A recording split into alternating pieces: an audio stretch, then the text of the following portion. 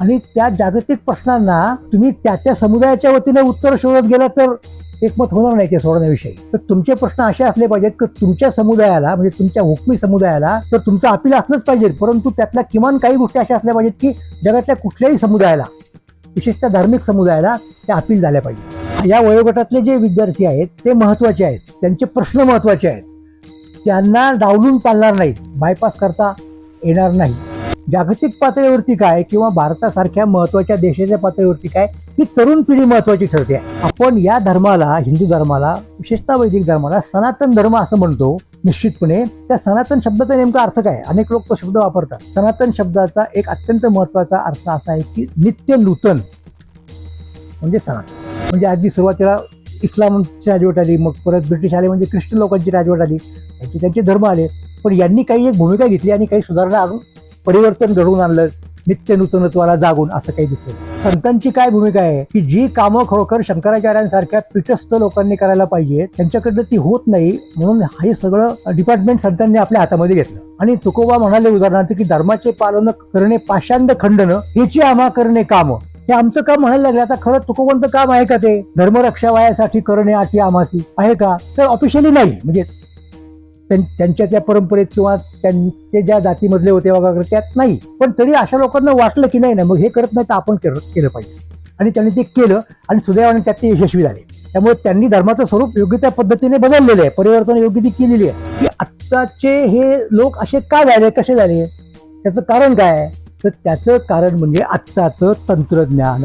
की हे तंत्रज्ञान तुमच्या धर्मावरती काय प्रकारचा परिणाम घडून आणेल याचा अभ्यास शंकराचार्यांनी करायला पाहिजे, संघांनी करायला पाहिजे, सरसंघचालकांनी करायला पाहिजे, सरकारला तर करायलाच पाहिजे, कारण सरकार चालवताना कुठे ना कुठे यायला आपण यायच्या तिथे येतोच ना.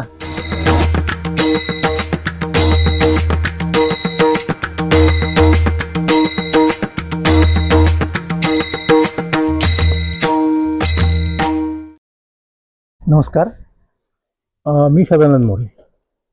महाराष्ट्र मंथनच्या आळंदी ते सिलिकॉन व्हॅली वाया नेवासा या मालिकेमध्ये आपलं मनापासून स्वागत करतो. आणि आज आपणाला जागतिक पार्श्वभूमीवरती काय घटना घडतायत त्याचा मुख्यत्वे करून तंत्रज्ञानाशी काय संबंध येतो, आणि या सगळ्या गोष्टींचा परत अर्थात आपल्या प्रवासात ठरलेलं आहे की ज्ञानेश्वर महाराज, वारकरी संप्रदाय तत्वज्ञान, भारतीय तत्वज्ञान यांचा कुठे वाटा असू शकतो का, याची चर्चा आपली सुरू आहे. आणि चर्चेला एक वेगळं वळण मिळण्याचं तात्कालिक कारण थोडं असं झालं की 6 तारखेला परवाच्या जागतिक पातळीवरती विचार केला तर 2 महत्त्वाच्या घटना घडल्या ज्या धर्माशी संबंधित आहेत. आणि कुणी काही जरी म्हटलं तरी धार्मिक प्रभाव नावाची जी गोष्ट आहे ती काय आपण नाकारू शकत नाही. तर कोणत्या त्या 2 गोष्टी दखलपात्र होत्या 6 ऑगस्टला घडलेल्या? तर एक भारताच्या बाहेरची आणि एक भारतामधली. भारताच्या बाहेरची कोणती? की याच आपल्या मालिकेमध्ये आपण ज्यांची चर्चा करतोय सध्या, पोप 14वे लिओ त्यांच्या संदर्भातली. तर 14वे लिओ हे इटाली मधल्या एका गावामध्ये, असिसी त्या गावाचं नाव, की जे रोम पासून एक 150 किलोमीटरवरती आहे, तिथे आले. तिथे 4 दिवस एक मोठं फेस्टिवल चाललेलं होतं आणि एक रॅली सुद्धा तिथे आली. गो या त्या रॅलीचं नाव अगदी थोडक्यात सांगायचं म्हणजे. तर तिथे येऊन त्यांनी काय केलं, ते तिथे का आले, कशाला, हे तर आपण सांगणारच आहोत, पण तिथे ते का आले, कशासाठी आले, हे सांगताना आपल्याला पहिल्यांदाही सांगायला पाहिजे की तिथे येऊन त्यांनी जगभरच्या कॅथॉलिक पंथीय युवकांशी संवाद साधला. म्हणजे प्रातिनिधिक युवक तिथे काही आले होते, साधारणपणे 2,500 साधारणपणे त्यांची संख्या होती. आणि त्यांचं वयोगट ज्याला म्हणतो आपण साधारणपणे, तो असा 18 ते 33 वगैरे अशा प्रकारचा होता. म्हणजे 20शीतले 30शीच्या सुरुवातीचे अशा प्रकारची ती तरुण मुलं होती की जी जगाचं, देशाचं, त्यांचे भवितव्य वर्तमान घडवत आहेत. की याच पिढीला साधारणपणे आपल्याकडे जेन जी असं नाव दिलं जातं. तो एक आणखी वेगळा मुद्दा आहे. खरं तर ते शास्त्रीय नाव आहे, समाजशास्त्रातनं आलेलं वगैरे, पण ठीक आहे, आपण तुरचं एवढं म्हणूयात की ही तरुण पिढी आहे आपल्याकडे. तिचं उदात्तीकरण, रोमॅन्टिक करून तिला काहीतरी तरुणाई वगैरे असं म्हटलं जातं. तर यांच्या पुढे पोप लिओ 14 यांनी भाषण नाही केलं, त्यांनी संवाद साधला. त्यांना प्रश्न विचारले काही युवकांनी आणि त्यांची उत्तरं लिओ यांनी दिली. आता त्याच दिवशी आपल्या भारतीय वेळेप्रमाणे साधारणपणे 12:30च्या दरम्यान दुपारी तिथे लिओनचा संवाद झाला आणि आपल्याकडे संध्याकाळी 6च्या दरम्यान मुंबईमध्ये जो संवाद झाला तो राष्ट्रीय स्वयंसेवक संघाचे सरसंघचालक श्री मोहनजी भागवत यांनी विद्यार्थ्यांशी तो केलेला, विद्यार्थ्यांशी म्हणण्यापेक्षा अशाच तरुण पिढीशी केलेला तो संवाद होता. आता दोन संवादाची निमित्त ज्याला म्हणतो आपण ती वेगवेगळी आहेत. तिथे लिओला काय झालं की लिओच्या अगोदर म्हणजे ती मोठी परंपरा आहे ख्रिस्ती धर्माची, आपल्याला कल्पना आहे की 800 वर्षांपूर्वी तिथे त्या असिसीमध्ये कॅथोलिक, त्यावेळेला कॅथोलिक असं नाव कदाचित पंथाचं असेल नसेल, म्हणजे ख्रिस्ती धर्माचे म्हणूयात, एक संत होऊन गेले. त्यांचं नाव फ्रान्सिस. अतिशय महत्त्वाचं स्थान आहे त्यांना ख्रिस्ती धर्माच्या इतिहासामध्ये. तर त्यांना 800 वर्ष झाली त्यांना जाऊन, म्हणजे 8वी शताब्दी त्यांच्या मृत्यूची चालू होते आणि त्यानिमित्ताने 800वी त्यांची पुण्यतिथी ही साजरी करायची होती. त्यामुळं संपूर्ण युरोपातून या प्रकारचे लोक तिथे आले आणि त्यांच्याशी त्यानिमित्ताने यांनी संवाद साधला आणि त्यांच्याशी साधला. आणि ते त्या दिवशीच का, तर त्या फ्रान्सिसचं महत्त्वाचं स्थान ख्रिस्ती धर्मामध्ये. आणि आणखीन मला तुम्हाला एक गोष्ट सांगू द्या, ती अत्यंत महत्त्वाची आहे. 1.5 वर्षांपूर्वी जेव्हा या 14व्या लिओननी पोपाचं अधिकारपद स्वीकारलं, ते कोणाकडनं म्हणजे ज्या अगोदरच्या त्यांच्या पूर्वसुरीचा मृत्यू झाला त्यांचं नाव फ्रान्सिस होतं, पोप फ्रान्सिस. पण ते पोप फ्रान्सिस हे पहिलेच आहेत पोप म्हणून. त्यांनी ज्यांच्यापासून प्रेरणा घेऊन आपलं नामकरण केलं फ्रान्सिस असं, ते संत फ्रान्सिस, मी ज्यांना 800 वर्षापूर्वी ते होऊन गेले असं म्हणालो, आणि ज्यांची आता 800वी पुण्यतिथी होती आणि ज्यासाठी मग सगळे या ठिकाणी जमले होते आणि ज्यामुळं यांना तरुणांशी संवाद साधण्याची संधी मिळाली. हे एक कनेक्शन, हा एक संबंध आपण लक्षात ठेवा. एवढं महत्त्व त्या संत फ्रान्सिस यांना आहे. हे तर नक्की झालं. आता फ्रान्सिसबद्दल आपल्याला आणखीन बऱ्याच गोष्टी सांगाव्या लागतील, सांगू सुद्धा आपण, पण आत्ता मला लगेच इकडे यायचं आहे. त्याच दिवशी आपण मगाशी उल्लेख केला त्या उल्लेखानुसार मुंबईमध्ये एका संस्थेला 15 वर्ष पूर्ण झाली. आता 800 वर्ष आणि 15 वर्ष हा फारच तफावतीचा कालखंड आहे, पण एक ऑकेजन ज्याला म्हणतो ते मिळालं. 800 वर्ष पूर्ण झाली आणि त्या संस्थेचं नाव Indian International Movement to Unite the World, भारताची राष्ट्रीय चळवळ कशासाठी, तर जगाला एकत्र करण्यासाठी या नावाची ती एक मूवमेंट आहे. आणि ती 15 वर्षांपूर्वी सुरू झाली आणि तिचे संस्थापक ऋषभ शहा हे आहेत. पण त्यांच्या पुढे सुद्धा तरुणच आहेत सगळे, म्हणजे परत जेन जी आणि जेन अल्फा म्हणूयात आपण, जीच्या पुढची पिढी म्हणजे अल्फा, तर हेच तरुण आहेत. तर त्यांची संघटना हे चालवत आहेत, IIMUN या नावाने प्रसिद्ध आहे. तर ते 15 वर्ष पूर्ण झाल्याचं सेलिब्रेशन करण्यासाठी त्यांनी मोहन भागवतांना बोलावलं मुंबईमध्ये.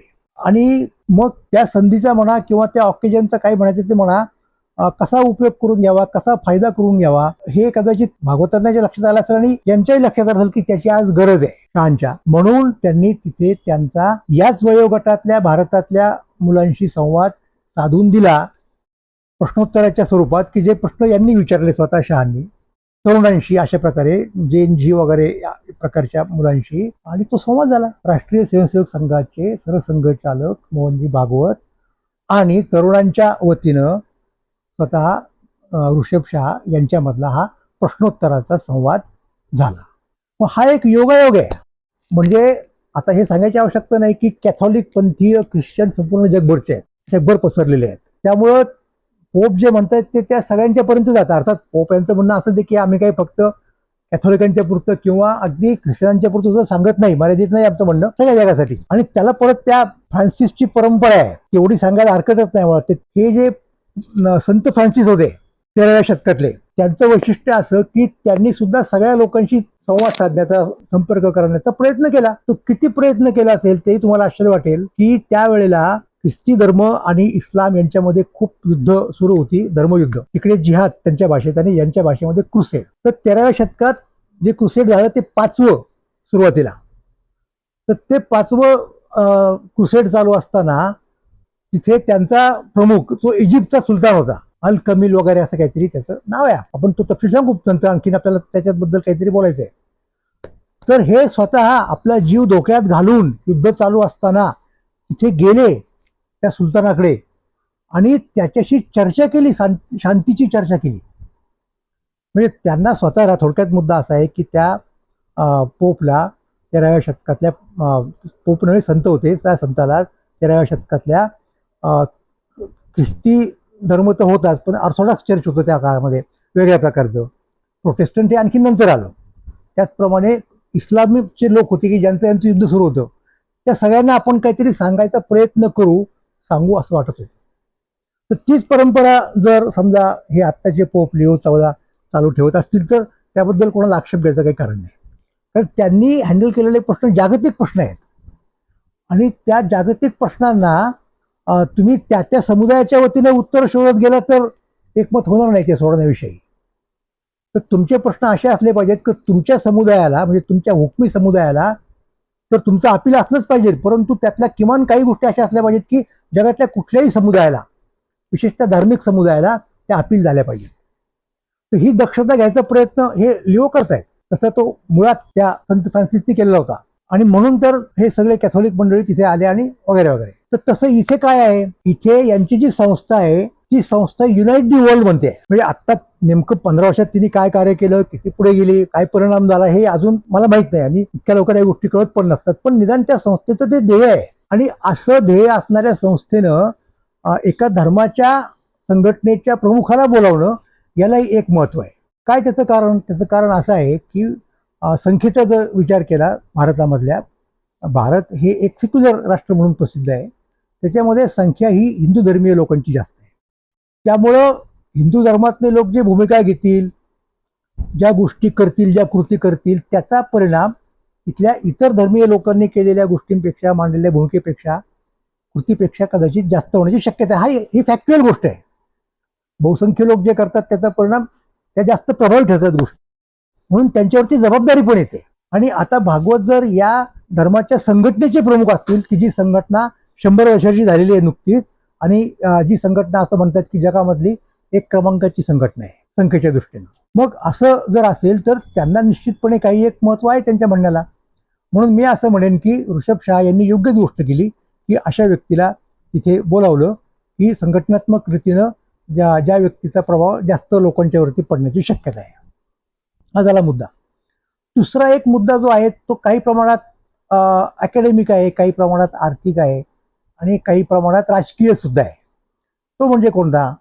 तर नुकतंच एक मोठं आंदोलन भारतामध्ये झालं, दिल्लीच्या जंतर मंतर नावाच्या त्या मैदानामध्ये. ते तरुणांचं म्हणजे JN-Zच्या मुलांचं आंदोलन झालं. निमित्त असं होतं की पेपर फुटी, नीट नावाच्या त्या स्पर्धामुळे ना, प्रवेश परीक्षा किंवा जे काय असतं त्या संबंधितले पेपर फुटले आणि त्यामुळं विद्यार्थ्यांनी शिक्षण मंत्र्यांचा राजीनामा मागितला. बरेच दिवस ती चळवळ चालली, तो शेवटी त्यांनी राजीनामा दिला. त्याची संपूर्ण भारतभर चर्चा झाली. तर आता याचा अर्थ काय झाला की या वयोगटातले जे विद्यार्थी आहेत ते महत्वाचे आहेत, त्यांचे प्रश्न महत्वाचे आहेत, त्यांना डावलून चालणार नाही, बायपास करता येणार नाही. मग अशा परिस्थितीमध्ये मोठ्या संघटनेच्या माणसांचं कामच आहे ते, म्हणजे दोन्ही दृष्टिकोनातून, म्हणजे कर्तव्य म्हणून पण आहे आणि जबाबदारी म्हणून पण आहे आणि प्रभावशाली संघटना म्हणून पण आहे. त्यामुळे हे कर्तव्य आपण पार पाडावं असं जर त्यांना वाटलं असेल भागवतांना, तर निश्चितपणे आपण त्यासाठी भागवतांचं अभिनंदन केलं पाहिजे. आता याचे राजकीय पैलू जे आहेत त्याची चर्चा तेव्हापासून आजपर्यंत चालू आहे. मग त्या चर्चेमध्ये वेगवेगळ्या गोष्टी येतात की भारतीय जनता पार्टी नावाची नावाचा जो पक्ष आहे त्याचे जे आत्ताचे पंतप्रधान आहेत तो पक्ष आणि ही संघटना आणि हे भागवत यांच्यातल्या संबंधामध्ये काही गडबड आहे का, यांनी त्यांना पुरं भूमिका मांडली की त्यांच्यात काही संघर्ष आहे, त्याच्यात आपल्याला जायचं नाहीये. आपण त्याचा इथे राजकारणाच्या खोलात आपल्याला जायची गरज नाही. जाणारे पुष्कळ लोक आहेत, त्यांना जाऊ देत. आपल्याला हा मुद्दा पाहायचा आहे की जागतिक पातळीवरती काय किंवा भारतासारख्या महत्वाच्या देशाच्या पातळीवरती काय, ही तरुण पिढी महत्वाची ठरते आहे. त्यामुळे कदाचित भले आपण वादाखातर गृहीत धरू की कदाचित त्या पक्षाला नसेल वाटलं सुरुवातीला की ही काय तितकी महत्वाची नाही, यांचं आंदोलन तितकं महत्वाचं नाही, पण नंतर त्याला कळलं की नाही महत्वाचं आहे, दखल घेतली पाहिजे. आणि यांच्याही लक्षात आलं, खरं तर ते अगोदरही काहीतरी बोलले होते की संवाद करायला पाहिजे किंवा काय, ते काय असं ते असू द्या. थोडक्यात मुद्दा असा आहे की त्यांना सुद्धा असं वाटलं आणि ते या निमित्ताने या शहांच्या संस्थेच्या 15व्या वर्धापन दिनाच्या निमित्ताने मुंबईला आले आणि त्यांनी एक भूमिका या तरुणांच्या पुढे, आणि मग अनेक प्रश्न विचारले गेले. म्हणजे शिक्षण व्यवस्थेसंबंधी, शिक्षणासाठी होणाऱ्या खर्चासंबंधी, पारलिंगी व्यक्तींच्या संबंधी, इत्यादी इत्यादी इत्यादी बऱ्याच गोष्टी विचारल्या गेल्या. त्याचं उत्तर त्यांनी दिलं आणि मला असं वाटतं की ते महत्त्वाचं आहे. का महत्त्वाचं आहे याचं आणखीन एक कारण, उत्तर काय दिलं हा एक वेगळा मुद्दा आहे, उत्तर काय दिली हा एक वेगळा मुद्दा आहे. इव्हन तिकडे लिओला कोणते प्रश्न विचारले, कोणती उत्तर दिली हा एक वेगळा मुद्दा आहे. इथे त्याचं मला महत्त्व सांगायचं आणि नंतर आपण ते प्रश्नोत्तरांकडे वळणार आहोतच त्याचा अवकाश. इथे सगळ्यात महत्त्वाचा मुद्दा असा आहे की भारतातलं बोलतोय मी, ख्रिश्चन धर्माचं बोलत नाही.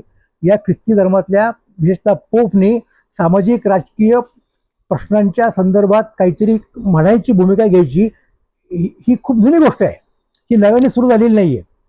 तसं आपल्याकडे जे अधिकृत धर्माचार्य मानले जातात त्यांनी असं म्हणण्याची पद्धत नाही. या पार्श्वभूमीवरती मला इकडं चर्चा न्यायची होती भागवतांच्या वक्तव्याकडे. काय प्रॉब्लेम आहे आपला की आपल्याला कल्पना आहे की आता हा जसा एक ऑर्गनाइज रिलिजन आहे, संस्थात्मक रिलिजन आहे, इन्स्टिट्युशनलाइज रिलिजन आहे, म्हणजे कोणता ख्रिस्ती धर्म, आणि त्यातला परत कॅथॉलिक पंथ, अगदी हायरार्की वगैरे सगळी सगळी ठरलेली, पोप, आर्चबिशप, बिशप, अमुक तमुक करत करत थेट खाली त्या चर्चमधले जे कुणी असतील प्रमुख ते सगळे हे आपण बघत असतो. तसं हिंदू धर्माच्या बाबतीत नाही म्हणता येत आपल्याला. तितक्या वेल ऑर्गनाइज, वेल नीट असं ज्याला म्हणता येईल, वेल नीट तसं नाहीये. पण तरी सुद्धा या धर्मामध्ये त्यातले पंथ वगैरे बाजूला ठेवून ते भेद ते आहेतच. एक शंकराचार्य नावाचं पीठ आहे आणि शंकराचार्य नावाच्या पीठावरती जे बसलेले असतात त्यांना जगद्गुरु शंकराचार्य म्हणतात. 8व्या शतकामध्ये आद्य शंकराचार्य होऊन गेले आणि त्यांनी तत्वज्ञान सांगितलं, प्रस्थानत्रयीवरती भाष्य लिहिलं, आणि असं म्हटलं जातं की हिंदू धर्माचं आजचं जे काही स्वरूप आहे ते तसं घडवण्यामध्ये त्यांचा मोठा वाटा आहे. त्या काळात त्यांनी हिंदू धर्मातल्या वेगवेगळ्या पंथांना ते एकत्र कसे येतील अशा पद्धतीने काही एक मांडणी केली होती, आणि जे वैदिक धर्माचे प्रतिस्पर्धी वाटत होते लोक त्यांच्याशी वादविवाद करून या धर्माला एक प्रकारे जिंकून दिलं होतं असं म्हटलं तरी काही अतिशयोक्ती होणार नाही. हा धर्माच्या इतिहासातला भाग आहे. तर हा एक मुद्दा आहे. पण नंतरच्या काळात त्या शंकराचार्यांच्या पीठावरती आलेल्या वेगवेगळ्या व्यक्तींना या आद्य शंकराचार्यांच्या सारखी एक व्यापक भूमिका घेतलेली दिसत नाही.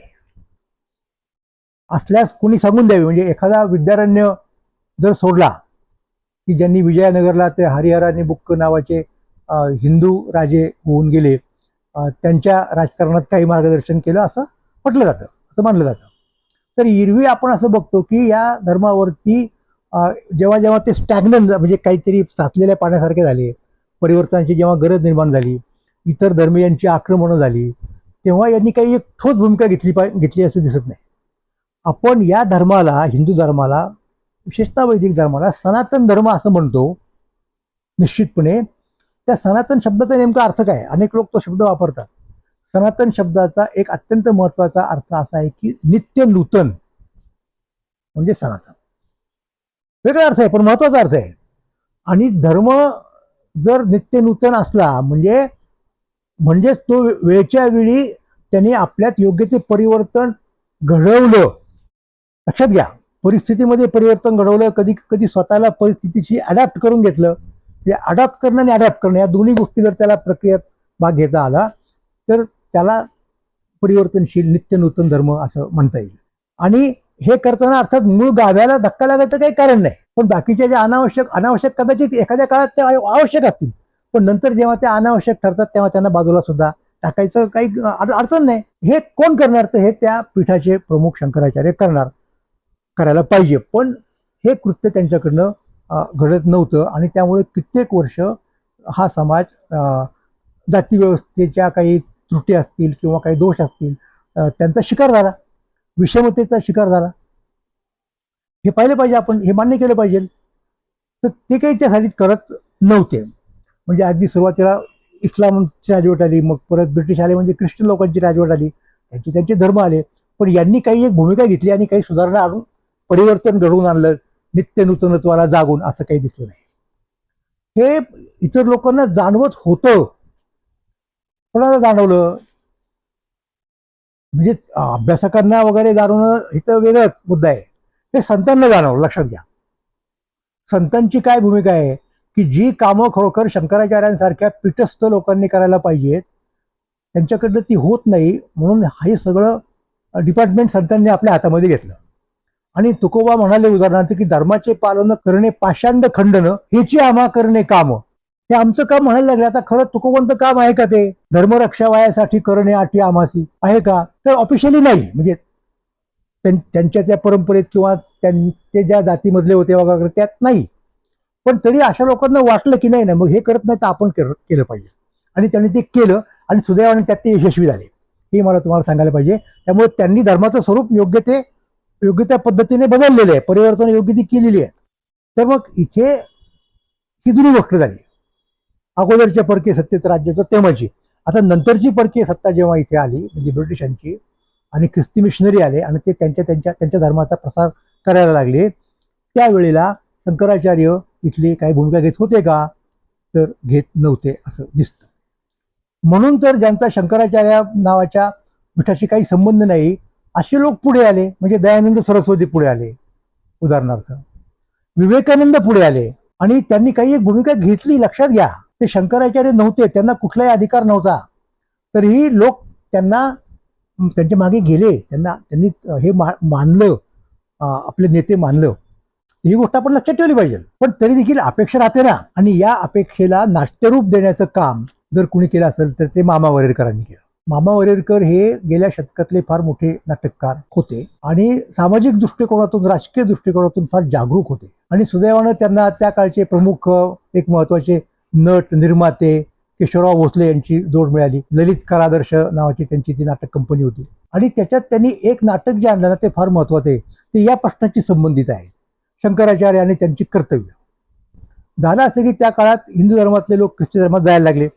मिशनरी असायचे, मिशनरी सेवा पण करायचे, लक्षात घ्या, उपदेश पण करायचे, संकटात धावून जायचे. पूर आला, एखाद्या रोगाची साथ आली तर त्यावेळेला ही मंडळी कामं करायची आणि आपोआप काही हिंदू ख्रिश्चन व्हायचे. तर त्यावेळेला ही गोष्ट लक्षात आली आणि मग निदान आपण हिंदू धर्म काय हा बाकीच्या धर्माच्या लोकांना ओढावा असं म्हणणाऱ्यांच्या पैकी धर्म नव्हता, पण निदान जे धर्मातून बाहेर गेलेले त्यांना तर आत घेतलं पाहिजे, त्याला काय हरकत आहे.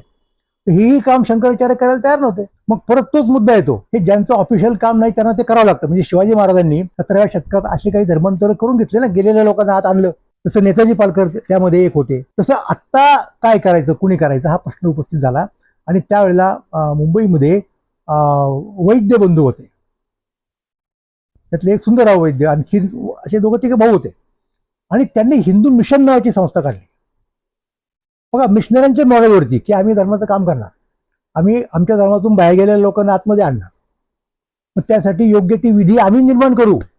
म्हणजे परत तोच मुद्दा आला. सुंदरराव वगैरे या मंडळींना तो हक्क नव्हता, ते ब्राह्मण नव्हते, पौरोहित्याचा हक्क नव्हता, तरीही ते त्या भानगडीत पडले आणि काही प्रमाणात ते यशस्वी झाले. तर हे सगळं कोण पाहत होतं? हे वरेरकर पाहत होते. म्हणून वरेरकरांनी तो प्रश्न घेऊन नाटक लिहायचा प्रयत्न केला आणि ते महत्वाचं नाटक आहे. वैद्यांच्या बरोबर तुम्हाला सांगायला हरकत नाही की प्रबोधनकार केशव सीताराम ठाकरे हे सुद्धा होते त्या सगळ्या प्रक्रियेमध्ये. मग हे काम करीत असताना जे काही घडलं त्याच्याबद्दलचं नाटक संन्याशाचा संसार हे त्यांनी लिहिलं. आता या संन्यासाच्या संसाराचं नाटकाचं नावच बघा ना तुम्ही. आहो, संन्यासाला संसार असतो का? नसतो. पण त्याचा अर्थ काय माहितीये ना, की संन्याशाला स्वतःचा संसार नसतो, बायका पोरं नसतात स्वतःची, असल्यास तर त्याग करून आलेला असतो, चतुर्थ आश्रमात गेलेला असतो.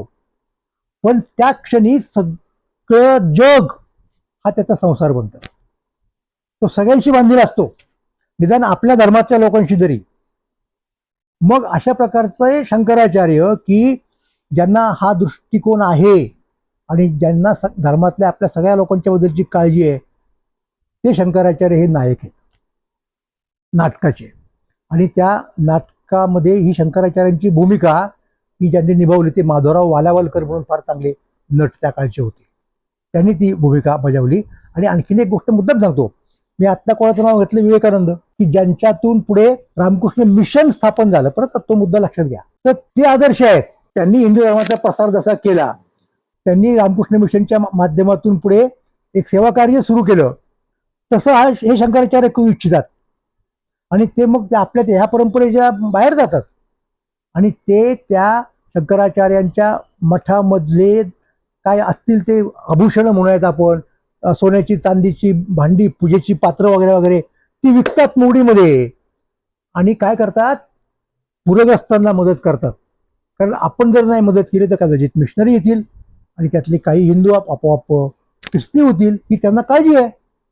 ही काळजी खरोखर ते शंकराचार्यांना ऐकत तर नाही, पण नाटकातल्या शंकराचार्यांना आहे.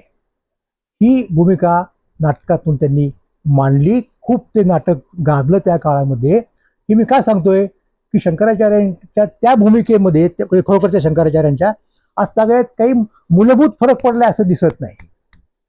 मग अशा वेळेला धर्माचं रक्षण करण्याची भूमिका घेणारी एक संस्था म्हणूयात आपण, ती म्हणजे ही राष्ट्रीय स्वयंसेवक संघ म्हणून पुढे आली. आता त्या तपशिलात मला जायचं नाही, पुष्कळ गोष्टी सांगता येण्यासारख्या आहेत. प्रसंग आला तर त्या सांगू सुद्धा. आता फक्त एवढंच म्हणेन मी की 100 वर्षापूर्वी ती स्थापन झाली आणि हिंदू हिचं हे तिचं एक ध्येय होतं. पण मग हे करताना तिला धार्मिक अधिकार नव्हता. सरसंघचालक भले धर्माबद्दल बोलत असतील, पण असा अधिकार कोण देणार? धर्मगुरूच.